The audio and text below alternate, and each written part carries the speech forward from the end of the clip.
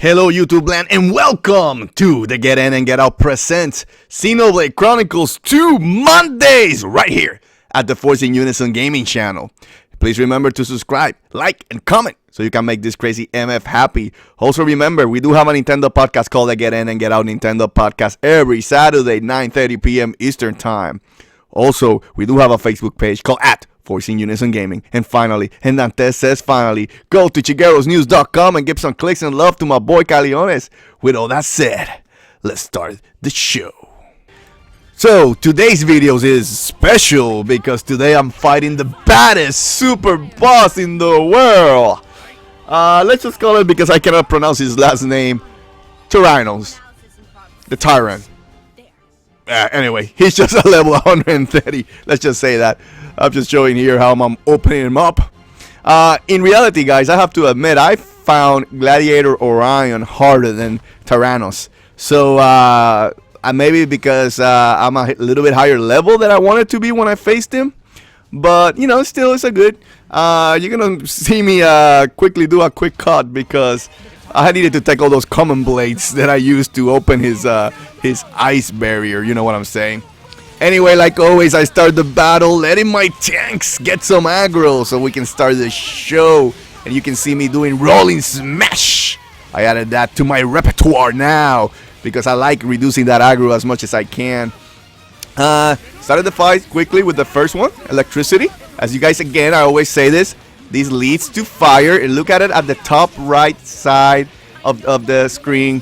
You will see how I did electricity, I did fire, and that leaves me with two choices. I can either do the wind elemental combo finish or the ice elemental combo finish. And here I decided to do ice. So my goal in this battle is to put all the elemental orbs on Tyrannos. And try to get his ass whipped by a great chain attack. Anyway, he just used his large tail to knock me out. But again, I don't feel bad because I put pouch items on all my characters, or mostly Morak and Rex, where I increase my chain attack gauge really fast. So basically any critical hit that I do, any special that I do will increase my party gauge really fast. There I'm putting the second elemental orb, which is Earth. Anyway, couple of tips going into this guy. I will show more builds now, and mostly my puppy builds. But like always, I always say Morak, yes, always she has over 750 agility. So she evades everything. Doesn't matter what it is, she evades it. Even though her attack power is low, and in this build it's kind of more of a focus in attack, what matters is evades it. So what I do is I add auxiliary cores that I have to make sure that Morga takes the aggro. But in this case, right now, Poppy's taking the aggro, but he's using Poppy Alpha, and you cannot touch Poppy Alpha. Look at that. Boom, boom. Look at that wall. Poppy Alpha is just a wall. Also, I do change Nia into Blade because I do like to bring her into battle as my healer, my ace. So basically, if I get, hit hard by a boss or a super boss, I can quickly heal if need be. But right now I'm using Nia mostly to start the next blade combo. Here we go. Let's see which one. Oh, I decided to use Earth. So that means that I'm going to lead into Fire. And then after Fire, I'm going to finish with Wind. So another elemental orb on him. So good. We're doing great. And he hasn't killed us with one of those cheesy attacks that those super bosses like to do and get you in one shot. It's all good. We'll still do good. Let me see where I'm going to start with this blade combo here. Oh, he did the rolling attack. But again, Tora withstanded that attack because he's a wall. I'm telling you, he's a wall. Okay, decided to go now with Mithra. It's probably going to lead me into fire. Mithra, also another recommendation when you go against super bosses. Mithra has a special, I guess. Oh, again, that tail attack. She has a special in her affinity chart that every time you hit a critical attack, it will automatically recharge your art. So if you will get blade combos really fast, go into a boss, super boss with that. Oh, look at that. Bridget's ass right in front of your screen. Disappearing a little bit, but anyway. Hope you guys enjoy that. So anyway, that's great because you can build combos fast right now.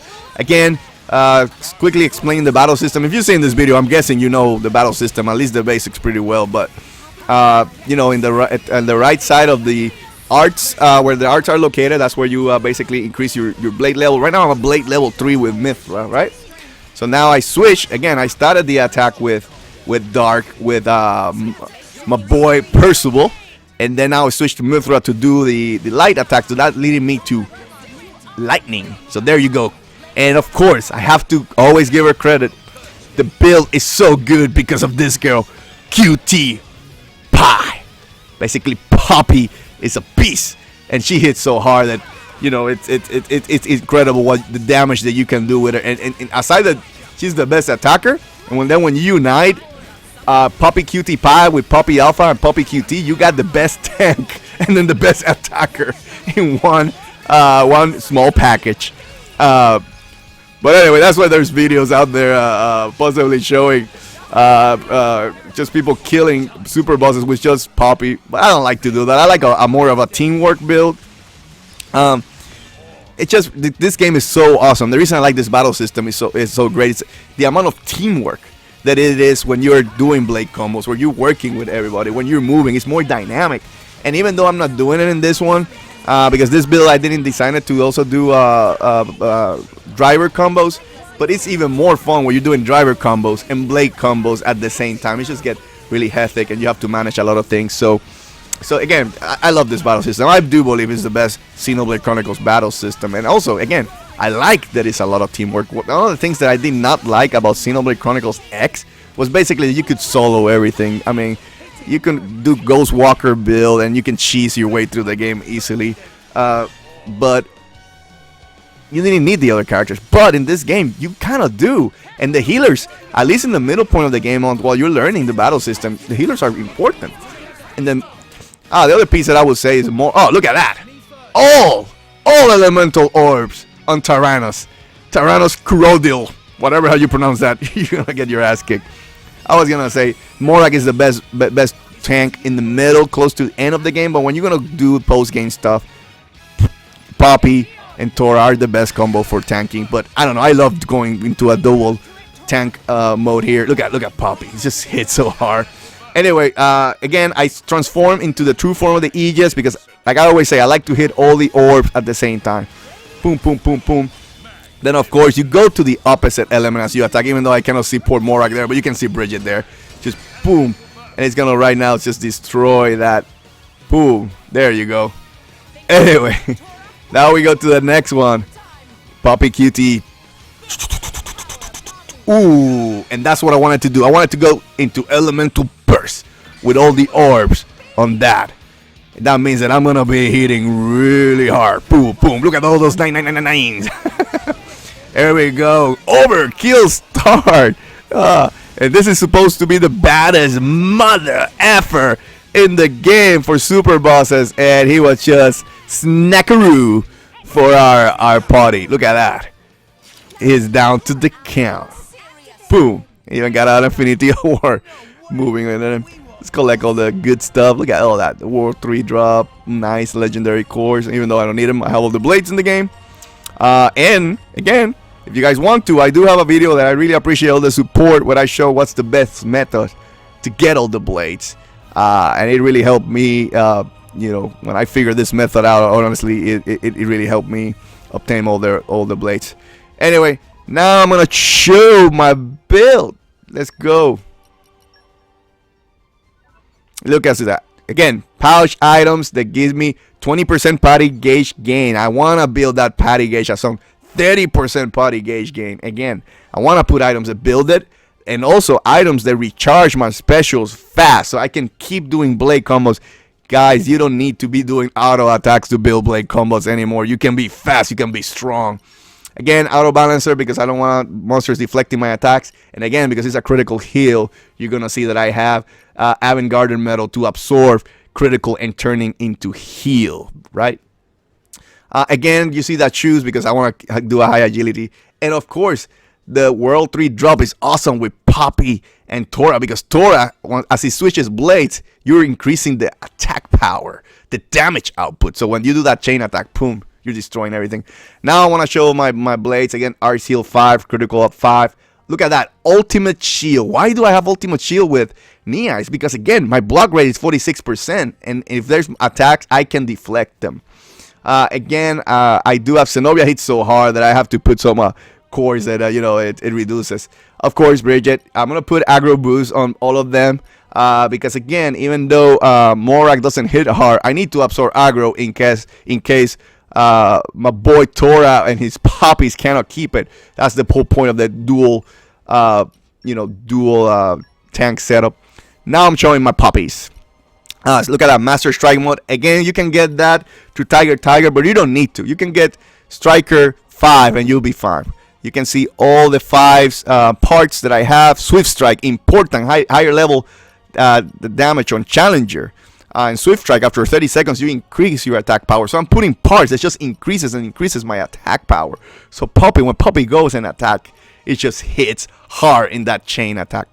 The parts 5, you can get them all if you find all the technical manuals. So I may put a video showing where the technical manuals are. That way you guys can see, and then you can build them. You can build them yourself. So you can, in theory, you don't need to play that much Tiger. Maybe you need to play Tiger a lot to get a lot of Ether crystals to be able to put all this and make them and stuff like that. But everything can be made within the game, obtaining those technical manuals. Here's my Poppy Alpha. It's a pride too, because this blocks everything. You're gonna see that. Go down to the next one. Block rate up 20% block rate increase. It just destroys. And then you're gonna see, let me see when it gets to it. Ultimate shield increases damage. Yeah, ultimate shield. Ultimate shield has a 50% chance of completely deflecting the attack. So basically Poppy just becomes a wall. Anyway, I wanted to quickly show the Pentagon ships because, in reality, because that's our key for Morak and why the agility is so high. In here, I just wanted to see what is this new ship. Is it worth it? But I didn't want to reduce my crit hits, and for Nia, I didn't want to reduce my block rate. Again, it's a balancing. And here, just to show the Pentagon ships, again, increases agility by 50. I know my attack is low, but what matters is the Morak evades everything that he sees, right? Again, in this one, I'm looking at it just to see if I should do it, but it's not worth it. I want to keep my critical rate up so I could heal, so I did not change the ship. Anyway, let's end this show. Hopefully you guys had a little bit of fun watching me kill Tyrannus, take him down to the ground. I want to thank everybody who watched this episode of Xenoblade Chronicles Monday. Every Monday, baby. So wait for new videos. I'm gonna keep adding videos where I kill the super bosses. Also, please subscribe, like, and comment so you can make this crazy MF happy. Also, please remember, we do have a Nintendo podcast called the Get In and Get Out Nintendo Podcast every Saturday, 9:30 p.m. Eastern Time. You can get that podcast on SoundCloud and iTunes. Also, we do have a Facebook page called Force In Unison Gaming. And finally, and Dantes says finally, go to chigarosnews.com and give some click and love to my boy Caleones. With all that said, thank you again. Long live Xenoblade. See you guys.